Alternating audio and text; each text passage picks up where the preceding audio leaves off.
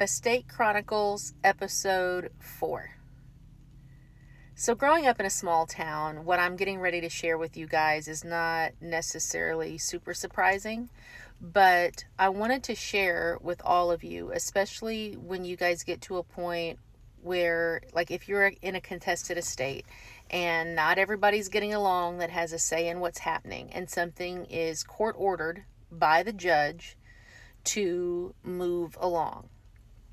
I have been in situations where I have that court order, I have it in hand, and I still have situations where other family members call for an injunction, which means that ultimately we would have to shut the whole thing down if there was not some sort of evidence that that was supposed to happen. And this has actually happened to me. It was one of my first big on-site sales, and I had hired a police officer, a peace officer, what he was, a police officer, to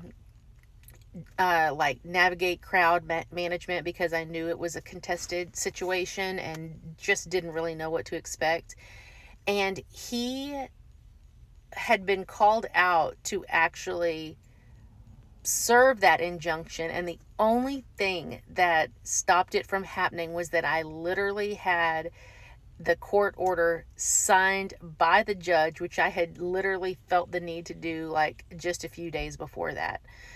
The reason I bring this up is because there are going to be times when nobody is going to be on the same page. Like, till the very end, I have seen families fight over the smallest of things.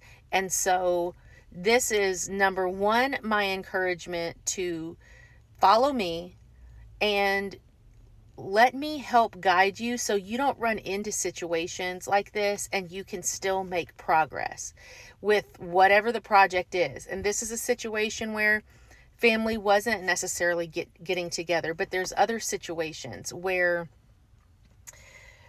there's a living estate and the seller of the assets signs, wants all the things to happen, and she gets sick and she goes into the hospital, and then somebody else is coming into that power, that place where they're acting as her power of attorney. And so then in that case, now you have somebody with a whole new set of ideals and a whole new set of concerns. And I've experienced this as well, when they came in and were ready to change or put the brakes on everything. And it was the documentation and it was the clarity of what was the desire of the estate holder. And it was in writing. And in this particular case, it was actually on video also, because we had done an interview.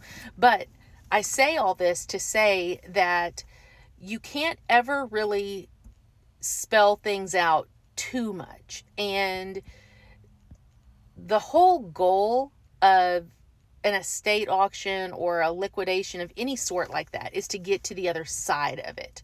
So that would be my encouragement. Follow me so I can share more information with you guys on how to get to the other side of a very big hurdle and let everyone start healing from that.